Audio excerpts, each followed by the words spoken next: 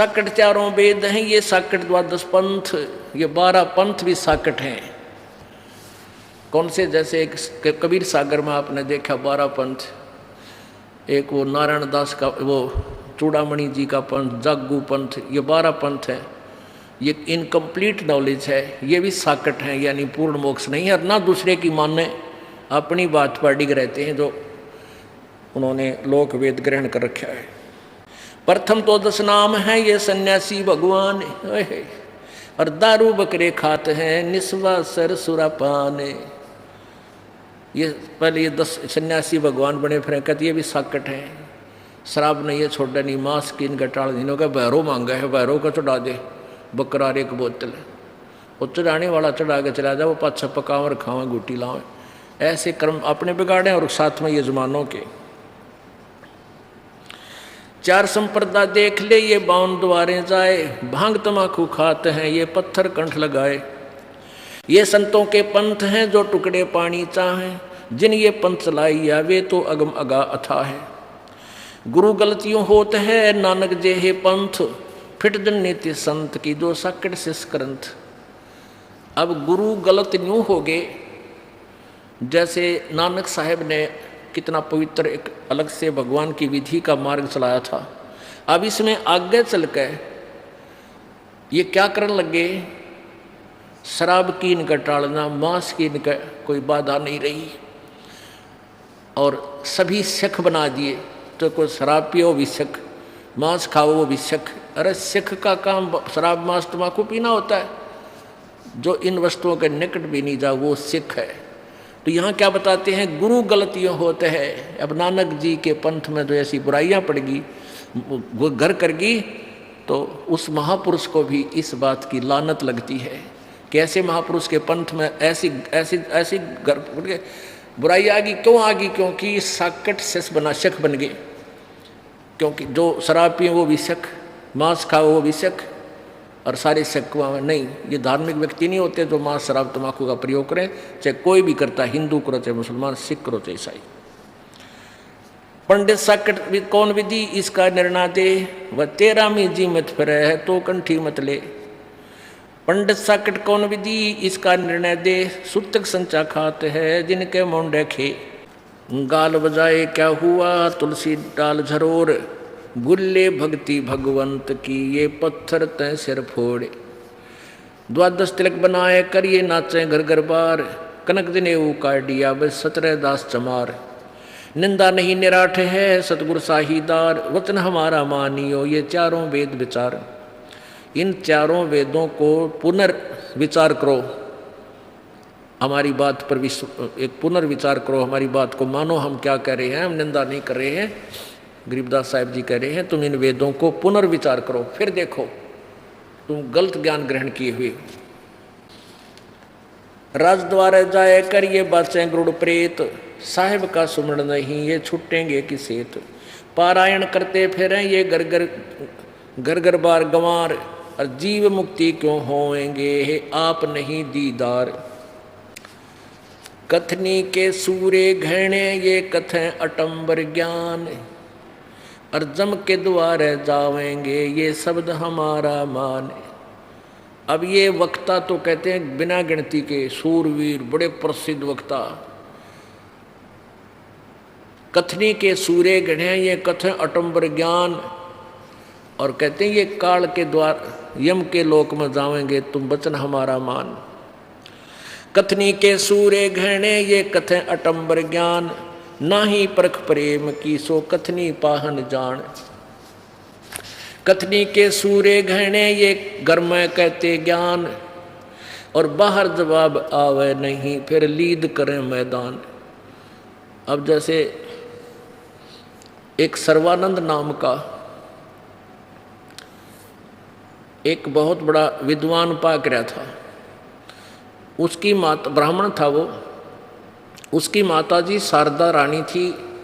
वो बहुत नेक आत्मा थी, लेकिन किसी प्रारब्ध के कर्मवश वो बहुत परेशान थी, शारीरिक कष्ट था, मानसिक परेशानी रहती थी। तो परमेश्वर कबीर जी के शरण में जाते ही उसका सब कष्ट निवारण हो गया था। और उससे पहले उसने सब विद्वानों से, सब जंतर मंतर करने वाले सभी पंडितों से अपना ट्रीटमेंट करवा लिया, दवाई भी ले ली थी। सब ने यह कह दिया था कि तुम, तेरे प्रारब्ध का कर्म है, शारदा तने भोगना ही पड़ेगा। श्री राम ने भोगा, क्योंकि नारद ने श्राप दिया था श्री विष्णु जी को, रामचंद्र रूप में प्रकट हुए, एक जीवन पूरा दुख पाए। श्री राम ने बाली को मारा था, सुग्रीव के भाई को, उसका बदला भी श्री कृष्ण बनकर दिया। वो सुग्रीव वाला भाई बाली तो बना शिकारी, श्री कृष्ण जी के पैर में विषाक्त तीर मार के उनका बदला लिया। तो इसलिए प्रारब्ध में किया हुआ कर्म तो भोगना ही पड़ेगा। तो परमेश्वर कबीर जी की कृपा से, उनके आशीर्वाद मात्र से उसका सारा रोग कट गया। फिर उसने नाम लिया, भक्ति प्रारंभ की, फिर अपने पुत्र की। उसके पुत्र को क्या अभिमान हो गया कि मैंने पूरे सभी विद्वानों को, ब्राह्मणों को पराजित कर दिया शास्त्रार्थ में। और उसने सोचा कि मैं अपना नाम सर्वजीत रखवाऊं अपनी माता से। तो सर्वानंद ने अपनी माता शारदा जी से कहा कि माँ, मेरा नाम सर्वजीत रख दो। माँ ने कहा, बेटा सर्वानंद कौन सा बुरा नाम है, ये बहुत अच्छा नाम है, कारण क्या है? तो सर्वानंद ने कहा कि माता जी, मैंने सभी विद्वानों को शास्त्रार्थ में पराजित कर दिया और मैं चाहता हूँ कि मेरे नाम से ही विदित हो जावे कि ये है वह सर्वजीत जिसने सब विद्वानों को पराजित कर दिया। तो उसकी माँ बोली, भाई एक विद्वान को और पराजित कर दे, फिर अपने पुत्र का नाम सर्वजीत रख दूंगी। यदि उस विद्वान को पराजित नहीं करेगा तो तेरी माँ तेरा नाम सर्वजीत नहीं रखा। अब वो कहने लगा, माँ बताओ कौन है वो विद्वान? कि कबीर परमेश्वर। वो कहने लगा, कौन कबीर? वो कबीर, वो जुलाहा कबीर। कहाँ बेटा? वो भगवान कबीर बोल। को कहने लगा, माता वो तो अनपढ़ है, शिक्षित, वो क्या जाने वेद शास्त्रों के बारे में, अभी गया और अभी आया। अब सर्वानंद परमात्मा के पास पहुंचा। उस जुलाहा कॉलोनी में सर्वानंद गया। वो क्या करता था, एक बैल के ऊपर गधे की तरह बोरा रख के, थैला रख के, और उसमें चारों वेद, 18 पुराण, उपनिषद, भागवत और गीता और सारे रखा करता कि कोई शास्त्रार्थ बात करे उसी समय काट के दिखा दे, देखिए लिखा इस पृष्ठ पे। उसको कंठस्थ याद थे, वेद में ऐसा लिखा, वो साथ रखता था। वो पहुंचा वहां पर, कहाँ, अब सोरठ में बताऊंगा क्योंकि इस समय थोड़ा रह गया। अब सर्वानंद कबीर जी की झोंपड़ी पर पहुंच गया। एक कमाली नाम की लड़की, जो मुर्दा जीवित की थी, शेख तकी की लड़की थी, कब्र में दबा रखी थी, वो जीवित की थी। तो परमात्मा के साथ अपनी बेटी रूप में रही थी वो परमात्मा कबीर जी के साथ। वो लड़की आगे मिली। उस लड़की से कहा कि बेटी तू पानी ला। लड़की अंदर से पानी भर के लाई एक लोटा और कहा मेरे इस पात्र में डाल दे। सर्वानंद के पास एक लोटा था और वो लबालब भरवा लिया कति ऊपर तक। उसमें एक बूंद पानी पड़े वो भी बाहर जावे, और कहा बेटी इस जल का, इस लोटे का पानी गिरना नहीं चाहिए और कबीर जी को दे दे, जो इसका उत्तर दे मुझे बताना। तो वो कमाली धीरे धीरे उस लोटे को, भरे हुए पानी को लेकर गई। कहने लगी पिताजी ये लो। सर्वानंद, वो बाहर पंडित जी खड़ा ना, उसने ये कहा कि मेरा उत्तर लाना। परमात्मा कबीर जी ने एक बड़ी सुई लोहे की उठा, अच्छी मोटी सुई लंबी होती थी वह 5-6 इंच की, वह उठा कर उस लोटे में गिर दी और वह सुई लोटे के तली में जाकर बैठ गई और पानी बाहर निकल गया। जितनी कैपेसिटी थी सुई की। वो लड़की को कहा जा बेटी दिया। सर्वानंद ने दे दिया उसका उत्तर, पंडित जी ने दे दे। अब पंडित जी ने पूछा कि क्या उत्तर दिया मेरा कबीर जी ने? लड़की ने कहा पिताजी ने इसके अंदर एक सुई डाली है, कोई उत्तर नहीं दिया। कहा ये इसका उत्तर ही है। फिर वो अंदर आकर कहने लगा कि कबीर जी आपने मेरे प्रश्न का क्या उत्तर दिया? परमेश्वर ने कहा प्रश्न बताओ पंडित जी। अब सर्वानंद ने कहा कि मैंने सभी विद्वानों को पराजित कर दिया शास्त्रार्थ में, और मैंने अपनी माता शारदा जी से अपना नाम सर्वजीत रखवाना था। उन्होंने शर्त रख दी कि मैं आपको शास्त्रार्थ में पराजित करवा के करके आपसे लिखित रूप में लेकर जाऊंगा तो वो मेरा नाम चेंज करेंगी, नहीं तो नहीं करेंगी। तो मैं आपसे शास्त्रार्थ करने आया हूँ। और मेरा ये प्रश्न था कि ये मैं ज्ञान से ऐसे परिपूर्ण हूँ जैसे ये लोटा कति लबालब भरा जल का, इसमें और जल डाला जाएगा वो बाहर जाएगा, इसमें समाएगा नहीं। यानी मैं इतना ज्ञान युक्त हूँ, मेरे साथ चर्चा करना भी तेरा व्यर्थ होगा, तेरी बात का असर मेरा नहीं होगा। परमात्मा बोले मेरा उत्तर सुन ले, मेरा ज्ञान ऐसा ज्ञान है जैसे मैंने ये सुई डाली तेरे लोटे में, या सुई तेरे लोटे के तली में जाकर बैठ गई, तेरा पानी बाहर निकल गया, मेरा वो ज्ञान है। तेरे हृदय में जाकर बैठ जाएगा, तेरा ये थोथा पानी सारा बाहर निकल जाएगा। और ज्ञान सब ज्ञान डी कबीर ज्ञान सो ज्ञान, जैसे गोला तोब का युग करता चला मैदान। सर्वानंद कहने लगा अच्छा तो करो प्रश्न। परमात्मा ने कहा कौन ब्रह्मा का पिता है, कौन विष्णु की माँ, और शंकर का दादा कौन है, सर्वानंद दे बता। अब क्या बताते हैं, कथनी के सूर्य घृणे ये कहते अटंबर ज्ञान, और बाहर जवाब आवे नहीं, फिर लीद करे मैदान। अब लीद कर गया वो, सर्वानंद चौड़ा हुआ अंडा था, वहाँ लीद कर गया मैदान में। और गदा को बोधे है घोड़े ने बजा दे ना उनका कंपटीशन में, और वो बहाना करके लीद करने लग जाएगा, आगे ना चल उस पर। सर्वानंद यानी ये सारे विद्वान नो लीद कर गए मालिक के, परमात्मा से नहीं टकराव थी, इतने दांडी पाके अंडे थे। जब बराबर में चाल जब स्पीड खींची तो कर गया लीद। ब्रह्मा विष्णु सर्वेश्वर महेश्वर का कोई पिता नहीं, कोई माता नहीं, ये सब। फिर परमात्मा ने कहा देवी भागवत निकाल, तीसरा स्कंद, उसमें पढ़ा, उसमें के पाया, मान्या फिर भी नहीं, क्योंकि सारे ग्रंथ संस्कृत में थे। संस्कृत पढ़ के और में लाग गया बनो टा घणी दूर तक बोलता रहा। अब जो वहाँ दर्शक थे वो जुलाहे थे सारे अशिक्षित। सर्वानंद बोला कोरी संस्कृत, संस्कृत बोलता गया और पूरा क्यों बता दिया। और जितने श्रोता थे वो भी इस बात से, इस ज्ञान से सने पड़े थे कि ब्रह्मा विष्णु महेश के कोई माता पिता नहीं। तो सभी ने उस संस्कृत के अधिक बोलने मात्र से सर्वानंद को विजयी कर दिया और ताली बजा दी। परमात्मा बोले भाई ठीक है, मैं हार गया तो जीत गया, विद्वान लिखवा लेके लिखवा होगा। अब वो लिखवा के ले गया कि सर्वानंद जीत गया, कबीर साहब हार गए। कबीर साहब की अंगूठा करवा लिया।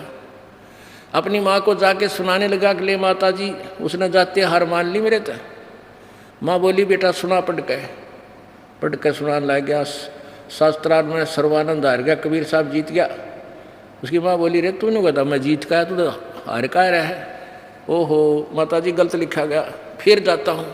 फिर गया दोबारा, फिर लिख लाया, आके फिर सुनाया, फिर यही लिखा पाया, लिखवाया था ये कबीर जी हार गए, सर्वानंद जीत गया।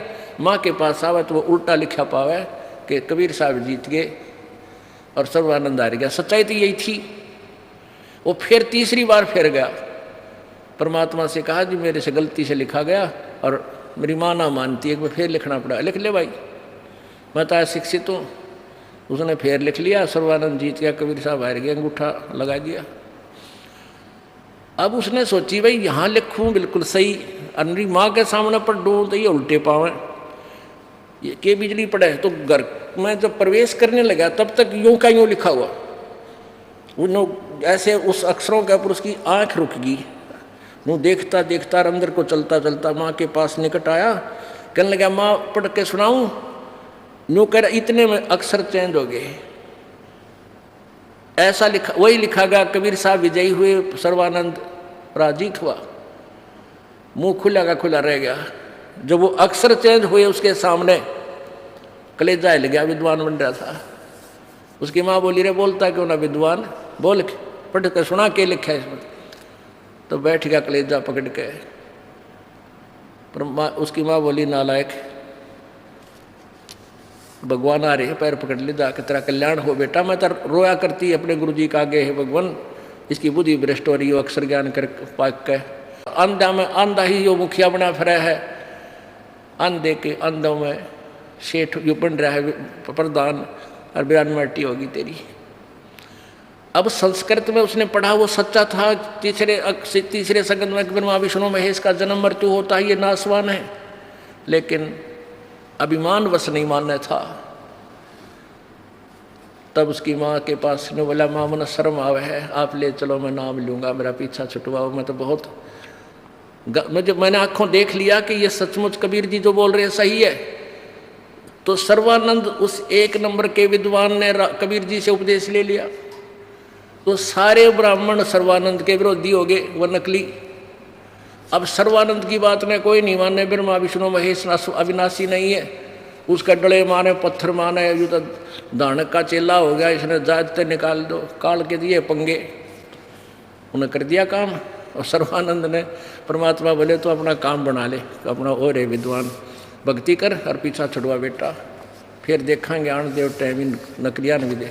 तो वो समय अब आ गया इन नकलियों को सीधा करने का। बोलो सतगुरुदेव की जय। परम पिता परमात्मा पूर्ण ब्रह्म सर्व सृष्टि रचनहार कुल मालिक,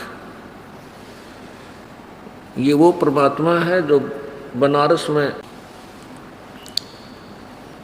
भारतवर्ष की पवित्र भूमि काशी शहर के अंदर सन 1398 संविक्रमी संवत 1455 ज्येष्ठ सुदी पूर्णमासी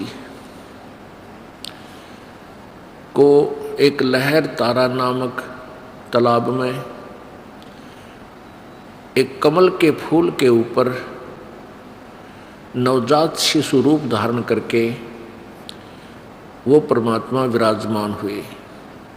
वो परमात्मा सतलोक से चलकर आए अपने निज स्थान से, अपने पूर्व वचनों अनुसार एक नीरू नीमा नाम के जुलाहा पति पत्नी परमात्मा को अपने घर ले गए। उनका कोई संतान नहीं थी। उस जुलाहा घर में, जुलाहा वर्ण में लीलावत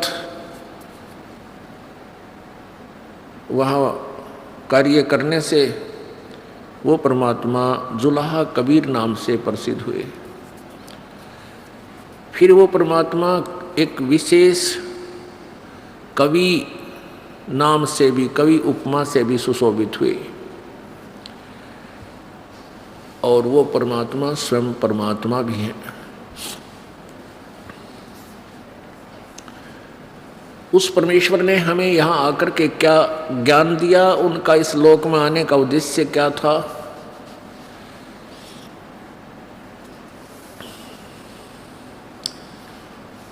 उनका उद्देश्य था कि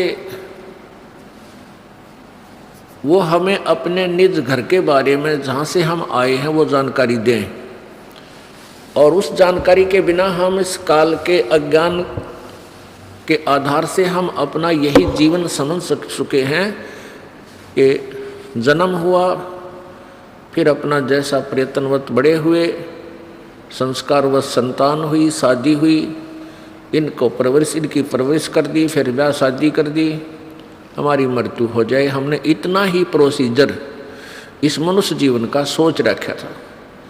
अब जब परमात्मा की रोशनी में, तत्वज्ञान के प्रकाश में हमने देखा कि ये जो कुछ हो रहा है ये तो हमारी मजबूरी है, हमारे पिछले कोई ऐसे संस्कार उलझे हुए हैं जिससे हमने ये सब क्रियाएं करनी आवश्यक हैं, लेकिन जो कार्य हमने करना चाहिए था मनुष्य जीवन से, उसका तो हमें ज्ञान भी नहीं। वो परमात्मा ये ज्ञान देने आए थे। अब कई भक्त कहते हैं, अनजान व्यक्ति कहते हैं, यदि कबीर जी भगवान थे और तो आप लोग इस 21 ब्रह्मांड को काल की जेल बताते हो, और यहाँ सब कर्मों के बंधन से ही आकर यहाँ बंधे हुए हैं, इस काल की जेल में कर्म बंधन से, तो कबीर परमात्मा यदि भगवान है तो उनको यहाँ आने की क्या आवश्यकता थी। इससे सिद्ध है कि वो भी कोई कर्म के मार से ही यहाँ आए हैं, वो भी बंधन में बंधे। पुण्यात्माओं, ये अनाड़ी सोच होती है। आध्यात्मिक ज्ञान से अपरिचित व्यक्ति के अंदर ऐसे शंका रूपी खरपतवार का उपज जाना कोई बड़ी बात नहीं। एक चुटकुला है छोटा सा। एक जेल के अंदर एक कैदी, वहां कैदियों की ड्रेस ऐसी होती थी, सिर पर टोपी और पजामा और कुर्ता। तो एक दिन भारत के प्रधानमंत्री जी पंडित जवाहरलाल नेहरू जी ने किसी जेल का निरीक्षण करना था और कैदियों को स्टैंड टू कर दिया कि आज भाई प्रधानमंत्री आ रहे हैं पंडित जवाहरलाल नेहरू जी, और सबको कहा भी अपना ठीक ठाक रहिए, हो सकता है मेर कर दें तो किसी की कैद को भी माफ कर सकते हैं वह। तो सबकी उत्सुकता थी भाई मैं पंडित जवाहरलाल नेहरू जी आवेंगे, देखेंगे उसको। तो वो पंडित जवाहरलाल नेहरू जी जेल में प्रवेश हुए, उनके साथ बॉडीगार्ड 5-4 सिपाही सैनिक साथ थे और उनकी ड्रेस भी ऐसी थी जैसी कैदियों की थी, सिर पर टोपी कुर्ता पजामा। एक कैदी बोला भाई कौन सा है जवाहरलाल नेहरू ने? बोला वो आन लग रहा। बोला अच्छा। बोला कदे कदे हम भी जवाहरलाल नेहरू बन काए थे अड़े, आन दे भाई ने, हो जाएगा थोड़े दिन में ठीक ही हो भी।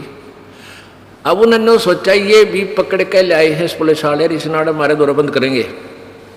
ने बोला कदे कदे हम भी नहीं आए थे जवाहरलाल नेहरू बन के, पराड़ा ही पास मेरा पट्टा के बूंदी बने इंसान के लिया, यो भी सीधा हो जाएगा।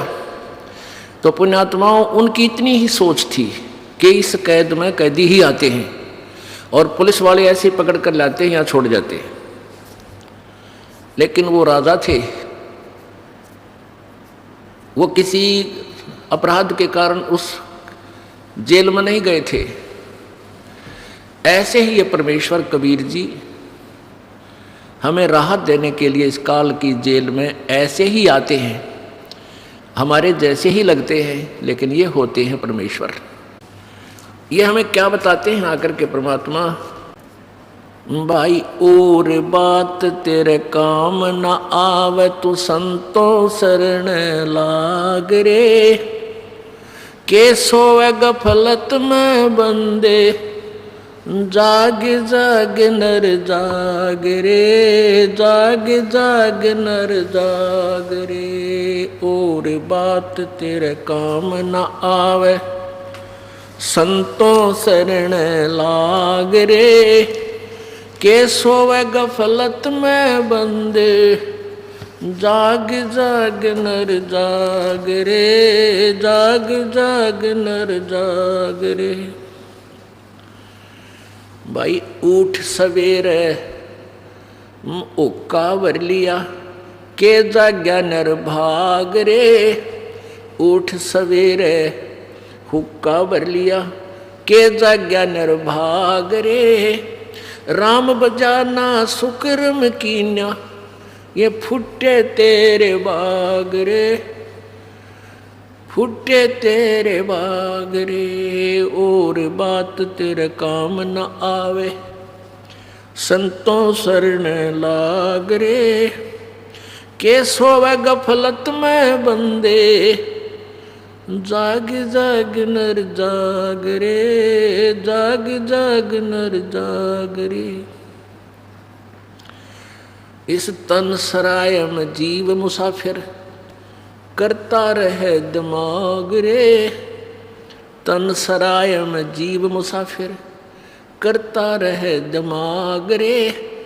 रात बसेरा कर ले डेरा, चले सवेरा त्याग रे, चले सवेरा त्याग रे। और बात तेरे काम न आवे, संतों शरण लाग रे, के सोवे गफलत में बंदे, जाग जाग नर जाग रे, जाग जाग नर जाग रे।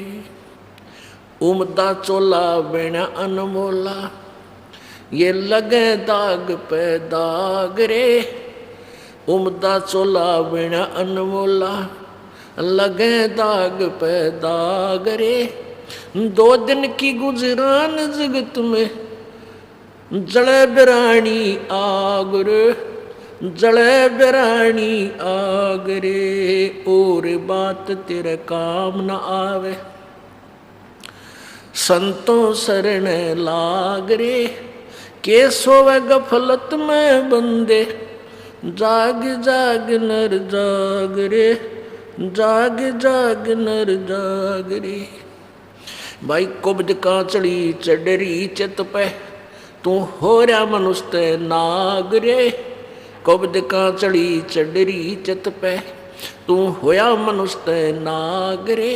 सूझे नहीं सजन सुख सागर, बिना प्रेम बैराग रे, बिना प्रेम बैराग रे, और बात तेरे काम न आवे।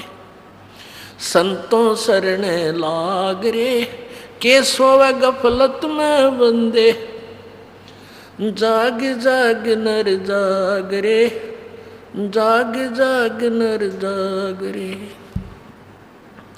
भाई हर सुमरे सो हंस कहावे, वो कामी क्रोधी काग रे। हर सुमरे सो हंस कहावे, यो कामी क्रोधी काग रे। भौरा ना भर में विष के वन में, चल बेगमपुरी बाग रे, चल बेगमपुरी बाग रे, और बात तेरे काम न आवे। संतों शरण लाग रे, के सोवे गफलत में बंद, जाग जाग नर जाग रे, जाग जाग नर जाग रे। शब्द सैन सतगुरु की पछाणी, यो पाया अटल सुहाग रे। शब्द सैन सतगुरु की पछाणी, पाया अटल सुहाग रे। नितानंद महबूब गुमानी, परगटे पूर्ण बाग रे, परगटे पूर्ण बाग रे, और बात तेरे काम न आवे। संतों शरण लाग रे, के सोवे गफलत में बंदे, जाग जाग नर जाग रे, जाग जाग नर जाग रे। अब क्या बताते हैं, ये परमात्मा कबीर जी का शब्द है, लेकिन नित्यानंद जी ने उसी के आधार से इसको आगे अपने हिसाब से बना करके सुनाया गया। हमने परमात्मा की महिमा को परखना है, समझना है। नित्यानंद जी महाराज ये वैष्णव परंपरा से संबंधित गुमानी दास संत के शिष्य थे। इन महापुरुषों ने अपनी साधना को, जो विष्णु लोक की साधना करते थे, उसी को बेगमपुर मान कर किया। बेगम जहाँ कोई गम ना हो, जहाँ कोई दुख ना हो। तो इनको इतना ही ज्ञान था। पुण्यात्माओं, हमने केवल इन डिस्कशन में उलझ नहीं होना है कि नित्यानंद जी भी ऐसी ही वाणी बोलते थे, क्योंकि कबीर परमेश्वर की वाणी जो है एक दरिया है। उस परमात्मा की वाणी से ही अन्य पंथों ने भी अपनी अपनी दुकानें चला रखी हैं।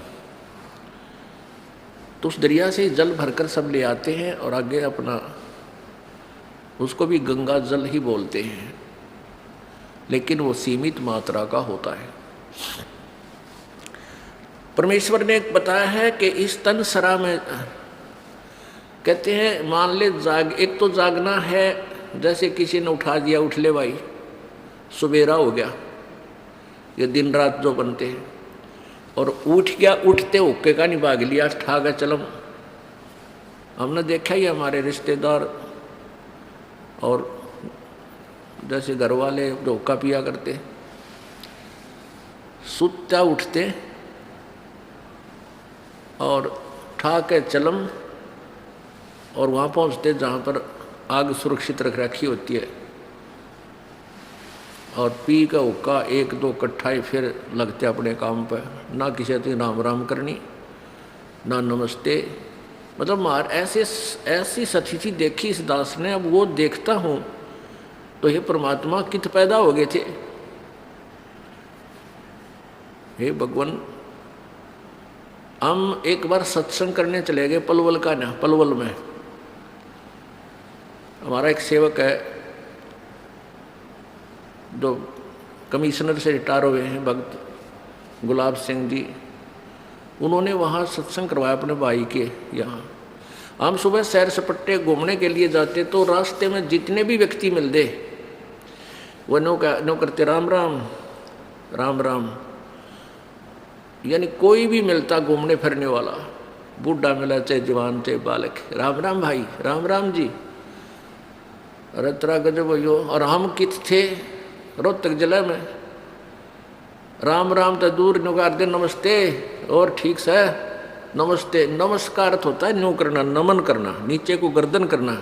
तो करते नमस्ते ठीक है, राम राम तो बहुत बारी कहा करते। तो अब उस अतिथि से निकलकर अब कहाँ हम पहुँचे, तो वहाँ क्या कर, उसके विषय में बताया है परमेश्वर कबीर जी ने कि ऊठ सवेरे वो कवर लिया, फिर के जाग्या नर भाग रहे, उठ दे फिर पाप शुरू कर दिए। कोई राम बजाना कोई सुक्रम कीना, ये फुटे तेरे भाग रहे। इस तन सराय में जीव मुसाफिर करता रहे दिमाग रे। इस तन रूपी सराय के अंदर ये जीव मुसाफिर है, ये कुछ दिनों का मेहमान इसमें आकर रुका हुआ है। इसने जितना इसका किराया दे रखा है तब तक ये कमरा इसके पास रहेगा। जब वो किराया पूरा हो जाएगा तो तुरंत उसको छीन लिया जाएगा, बाहर कर दिया जाएगा। ये प्राणी इस शरीर रूपी सराय से, धर्मशाला से, इस होटल से। इस होटल में किस लिए आए थे? दूर देश में इसलिए जाते हैं कि कुछ पैसे ले जाते हैं, वो धन ले जाते हैं, उससे आगे बिजनेस करके धन वृद्धि करके फिर वापस लौटाते हैं। तो ये श्वास रूपी पूंजी हमें इस शरीर रूपी सराय मिली है। श्वास रूपी पूंजी है, मनुष्य शरीर है।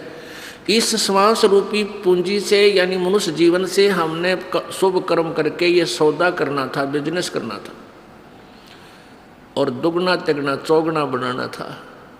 हम सत भक्ति ना करके अपने उस, जैसे एक रेस्टोरेंट में गया कोई व्यक्ति 1 लाख रुपया ले गया बिजनेस करने के लिए और बिजनेस किया नहीं, व्यापार किया नहीं, उसी में से खा रहा है, उसी में से गुट्टी ला रहा है, उसी में से किराया दे रहा है। और दूसरा वहाँ गया है, उस लाख रुपए में से किराया भी दे रहा है और साथ में बिजनेस भी कर रहा है। उसने तो दुगने तिगने चौगने करके पूंजी लेकर वापस आ गया और जो बिजनेस नहीं कर रहा है उसने वो पूंजी खत्म कर दी जो धन लेकर गया था, मूल धन। तो वापस वो भी वापस आ गया क्योंकि पैसा रहा नहीं, दूसरा कमाई करके वापस आ गया। तो ऐसे परमात्मा हमें याद दिलाते हैं कि तुम यहाँ इस तन सराय में जीव मुसाफिर और तुम अपनी अपनी सोच में अटकल अड़ाए बैठे हो। करता रहे दिमाग रे, क्या के सोच ठाए रहे, करना था वो काम कर नहीं रहे। एक भक्त ने बताया कि मेरे मामा जी की 3 लड़कियों की शादी थी, 5 लड़कियां थी उसके, और मेरी मामी बहात न्योत का आवे थी, रोहतक के स्टेशन उस पर बस स्टैंड पर खड़ी थी। अब जिसके 3 लड़कियां का ब्याह हो और दिन थोड़े रह रहे तो उसके दिमाग की सुई तो मेरे ख्याल में 180 की स्पीड तो चलती है। ऐसे करूँगी, ऐसे करूँगी, वो लाना है, सोरी का फलाना चीज़ लाना है, ऐसा करना है, न्यू करना है, फलाना करना। तो वह खड़ी खड़ी ऐसे अपना दिमाग घुमा रही थी। दूसरी एक गाड़ी से उतरी, दूसरी गाड़ी में बैठने का इंतज़ार कर रही थी और पीछे से एक बस आई, उसने कंडक्टर था को ना, ड्राइवर ने अप्रोक्सीमेशन सी वह बैक करने लग गया। वह बस स्टेडी हो गए और उस बहन की छाती में आला गिर। वह खड़ी सामने और बस आन लाग रही, उसने ये नहीं पता बस तेरी जान ले गिर। वह सोच रही पता नहीं के घूम रही पता नहीं कहाँ। तो पीछे एक पिलर सा होता है, पिलर और बस के बीच में आकर वह पिचक गई। आध घंटे तड़प कर वही मर गई। अब यहाँ बताते हैं परमात्मा, और बात तेरे काम न आवे तो संतो शरण लाग रे, और केसो वह गफलत में बंदे जाग जाग नर जागरे। इस तन सराय में जीव मुसाफिर यू करता रहे दिमाग रे, रात बसेरा कर ले डेरा तू चले सवेरा जागरे। अब ये जीवन आपका एक रात्रि है, और जिस दिन यह रात्रि पूरी हो जाएगी, सवेरा होगा तेरा, तो यहाँ से तुझे खाली करना पड़ेगा, ये सराय खाली करनी पड़ेगी, और ले जाएंगे यम के दूत पकड़ के। फिर क्या बताते हैं, उमदा चोला बिना अनमोला, ये लगे दाग पे दाग रे, ये 2 दिन की गुजरान जगत में तुम जड़े बेरानी आग रे।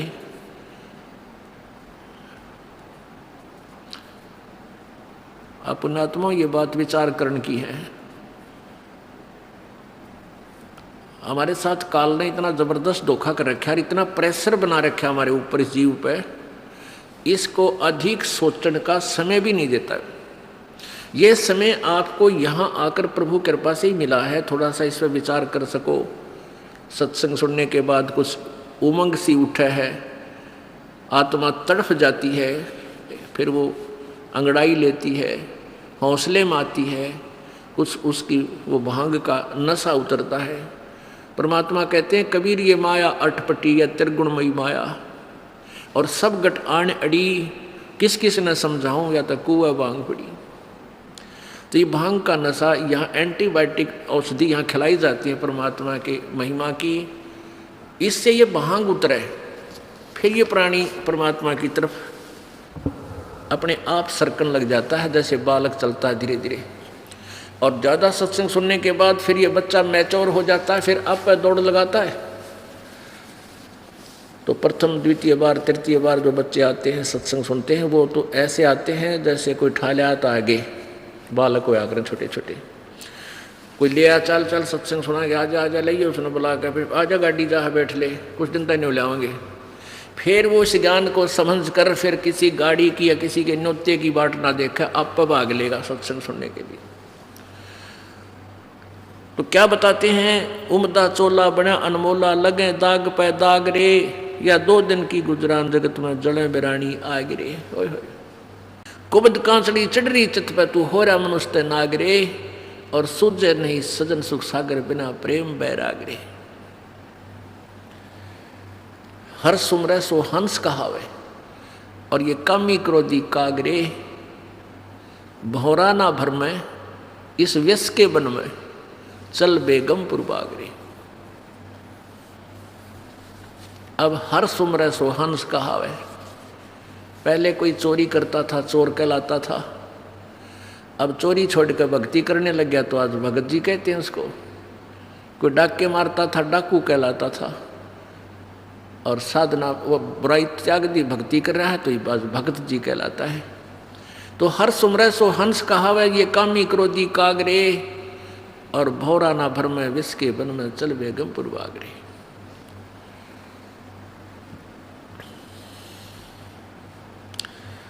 शब्द सैन सतगुरु की पिछाणी, और पाया अटल सुहागरे। शब्द सैन, सैन माने संकेत, जैसे किसी विशेष आपत्ति में आप हैं और वहाँ आपका साथी आ जाता है, उसको इशारा करते हैं कि आँखों से इशारा करते हैं वैसे जरा सा, इसको सैन बोलते हैं, इसको संकेत बोलते हैं। यानी ज़्यादा कहने की बजाय संकेत ही समझो। अब क्या कहना चाह रहे हैं कि जो पुण्यात्मा हैं, पिछले जन्म के संस्कारी हंस हैं, वो तो ये विचार सुनते ही तुरंत फड़क कर जाग जाते हैं, जैसे कोई गहरी नींद से जाग गया उठ कर और एकदम सपना सा टूटे। और जो पिछले संस्कार जिसके अच्छे हैं नहीं, उस व्यक्ति के सत्संग के वचनों का असर देर से होता है, बहुत देर से होता है। 2 प्रकार से मानव शरीर प्राप्त होता है। एक तो उन पुण्यात्माओं को मानव शरीर प्राप्त होता है जो पिछले जन्म में भी मानव थे और कोई भक्ति कोई साधना उसने किसी संत के साथ लग के कोई सत्य साधना की है, उसके अनुसार उसके प्रतिफल में उसको लगातार मानुष शरीर मिलते हुए आ रहे हैं। यानी पिछले पुण्यों के आधार से मानव शरीर कंटिन्यूस जिनको मिलते आ रहे हैं, कंटिन्यूस लगातार, तो उनका जल्दी असर होता है, वो सैन समझ जाते हैं, संकेत समझ जाते हैं। एक के चोट सिधारिया जिन मिलन दाचा, एक के चोट सिधारिया, एक के चोट से वो सीधे हो जाते हैं, समझ जाते हैं जिनको परमात्मा से मिलने की इच्छा है, चाह है, उमंग है। दो प्रकार से मानव शरीर प्राप्त होता है। एक तो वो पुण्यात्मा जो पिछले संस्कार पुण्य संस्कारों से लगातार मनुष्य जीवन प्राप्त करते ही आ रहे हैं, और दूसरा ऐसा होता है, विधान है प्रभु का, कबीर परमात्मा ने विधान बना के इस काल को दे दिया कि 84 लाख योनियों के शरीरों में कष्ट भोगने के उपरांत एक टर्न वाइज मानव शरीर अवश्य जीव को दिया जाएगा। और दूसरा, इस काल की एक व्यवस्था भी है, मजबूरी होगी कि परमात्मा ने इसको इसके अपराध का दंड दिया कि 1 लाख मानव शरीरधारी प्राणी तो नित्य आहार करेगा और 1.25 लाख उत्पन्न करेगा। अब कुछ भोली आत्मा ये कहती हैं कि कबीर भगवान तो परम पिता हैं, दयालु हैं, उन्होंने इसको श्राप क्यों दे दिया। ये श्राप समझो चाहे हमारे लिए एक उपहार समझो। यदि परमात्मा इसको ये श्राप ना देता तो 1 लाख मानव शरीरधारी प्राणी खाओगा, तो ये मनुष्य जीवन कभी नहीं देता अपने को। इसको पता है कि मनुष्य जीवन में ये परमात्मा को पहचान लेगा। और उसके बाद भी कितना खाड़ा कर रखा हमारे जी ने, इसने नकली संत भेज कर झूठी कहानी कथा हमारे हृदय में पेश करवा दी, परमात्मा से कोसों दूर करवा दिया। ईब के घाट गाल रखी है, अभी कोई कसर नहीं छोड़ रखी इसने हमें मूर्ख बनाने में। वो तो परमात्मा आते हैं अपने प्यारी आत्माओं को, क्योंकि हमारे पिता वही हैं, और अपने को कहते नहीं होता दुनिया मरा बतेरी पर अपने का दुख हो से। दुनिया बेशक मरो पर अपना मरा जब उसका दर्द होया करे। तो हम हमारे पिता कबीर जी हैं, और उस कबीर जी को हमारा दुख है, इनका कोई दुख ना है। ना इस काल का आंसू आंदे, ना ब्रह्मा विष्णु महेश का आंसू आनते हमारे अड़ ब्रैन माटियों से।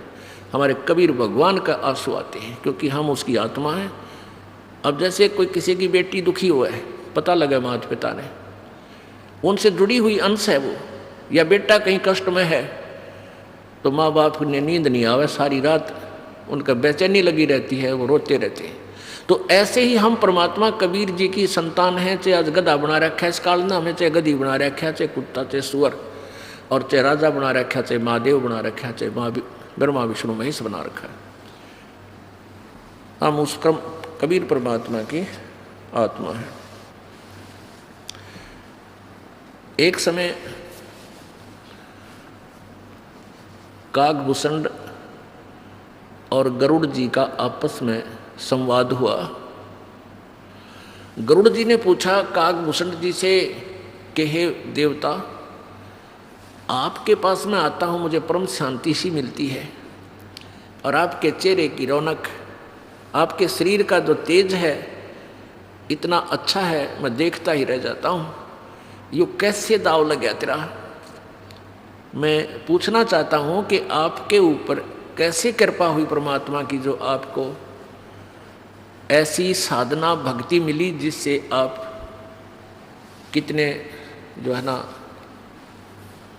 देव पद को प्राप्त किए हुए हो, कितने अच्छे लग रहे हो। अब गरुड़ जी बता रहे हैं, गरुड़ जी को कागभूषण जी बता रहे हैं। क्या बताते हैं कि एक बार मुझे मानुष जीवन प्राप्त था। मेरे माता पिता थे, भाई बहन थे।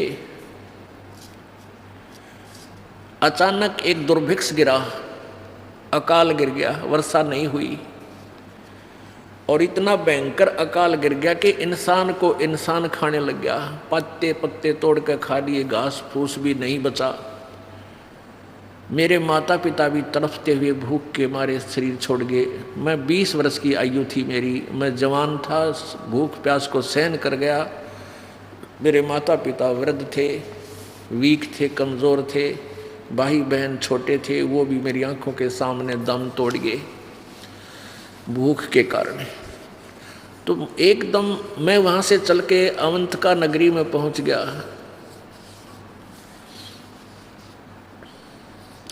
वहाँ अकाल नहीं था, वहाँ अन्न पेट भर खाया और मन में ऐसी घृणा होगी संसार तय कि कल मेरे माता पिता का बड़ा पूरा परिवार था, आज ये कैसे विनाश हो गया, क्या जीवन है इस संसार का। तो काकभूषण जी बता रहे हैं कि पहले मेरे असंख्यों मनुष्य जन्म हो लिए थे, मैंने कभी भक्ति नहीं की थी और इस कारण से मैंने रोटी के आहार के लिए, अपने गुजारे के लिए एक आवाज़ सुनाई दी। एक मंदिर में एक पंडित जी कथा कर रहा था शिव जी के मंदिर में, मैं वहाँ चला गया। सभी श्रोता उठकर चले गए, मैं वहीं बैठा रहा। ब्राह्मण बड़ा दयालु था, उसने कहा बेटा कौन है आपका, आप कहाँ से आए हो, क्या आपका यहाँ घर नहीं है। फिर काकभूषण कहता है गुरुजी जी मैंने सब कहानी उस ब्राह्मण के सामने अपनी आत्मकथा बताई।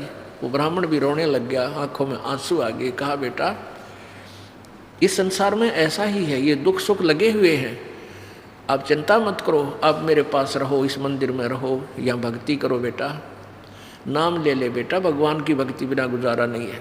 कहता है कि 6 महीने तक वो महापुरुष मुझे अपने वहाँ रखे और सारा मेरा गुजारा दे रहा, पैसे रोटी टूका सारा मुझे करवा रहा और न्यों का बेटा नाम ले ले, भक्ति कर ले, पर मेरा जू नहीं रह गए, मेरी इच्छा ही ना बने। तुलसी पिछले पाप ते हरि चर्चा ना भावे और जैसे जवर के बेग ते भाई भूख विदा हो जावे। जैसे किसी को जबर आ जाता है, मलेरिया हो गया, और उसको फिर ना तो रोटी स्वादिष्ट लगती है, ना सेब संतरे, ना काजू किशमिश, उसको वो कड़वी लगती है, कति कड़वी, कुनीन की तरह, नीम की तरह। अब न तो रोटी कड़वी, ना वो मनुखा दाग कड़वी। अब उस बुखार ने उसके शरीर की व्यवस्था ऐसी बदल दी कि वो स्वादिष्ट वस्तु भी उसको कड़वी लग रही है, अस्वादिष्ट लग रही है। अब उसका इलाज क्या है कि वो मीठी लगे। अब उसके लिए कड़वी ही दवाई यानी कुनीन खिलानी पड़ेगी, चाहे वो राजी रहे, रुचि कर खावे, चाहे अरुचि से खावे, तो वो ज़बरदस्ती वो कुनीन की फांकी मरवानी पड़े और फिर धीरे धीरे बुखार उतर जाता है।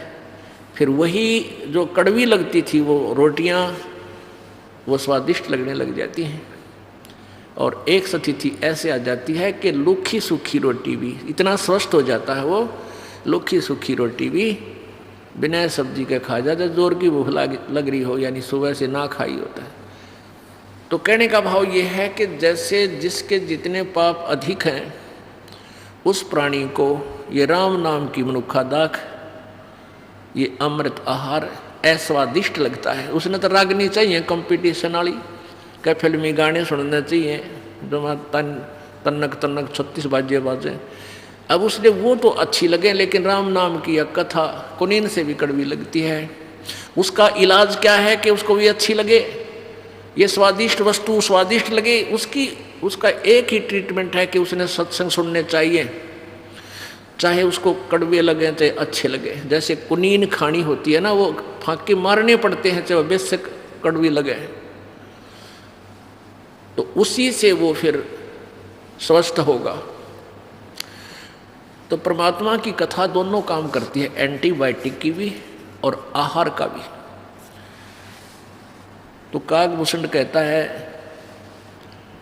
कि 6 महीने मैंने उसकी पंडित जी की संगत करी, पर मन में नहीं आया नाम ले लूँ, ना मैं नाट्या और जाऊँ कहाँ, टूक मिले नहीं किता है। थोड़ी बहुत सफाई करूँ मंदिर की और अपना वह अब कथा करते रहे, मैं बैठा रहूँ, वो कथा कर जाऊँ, श्रोता सुन कर चले जाऊँ, मैं प्रसाद बांट दूँ। लेकिन परमात्मा ने बताया है कि ऐसे ही धीरे धीरे वो कुनीन ट्रीटमेंट लंबा चल गया उसका। 6 महीने के बाद उसके मन में आई कि नाम ले लूँ, थोड़ा सा नरम हुआ, आँखों में पानी आया।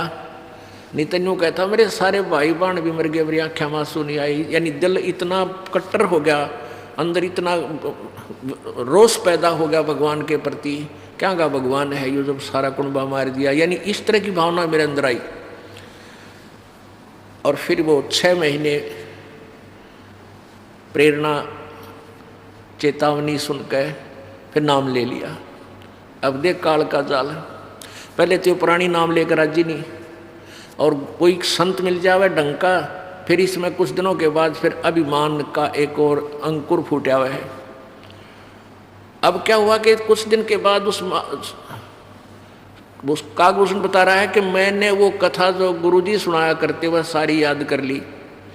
गुरुजी बूढ़े हो गए, उनके आवाज़ में भी कसक ना रही, और मैं युवा था, 21 साल का हो गया, और मैंने वो कथा सुनानी शुरू कर दी इन अब्सेंस ऑफ गुरुजी। गुरुजी अपने घर चले जाते, 5-6 श्रोता आ जाते, बैठ जाते, तो मैं कथा करने लग जाता। अब श्रोताओं को मेरी सुरीली आवाज़ और ज़्यादा पसंद आने लगी। मुझे कहने लगे कि आप तो गुरुजी से भी अच्छी कथा सुनाते हो, ओहो आप तो महाराज जी गुरुजी से भी बहुत अच्छी आपकी आवाज़ है। तो वो इंजेक्शन मेरा लागे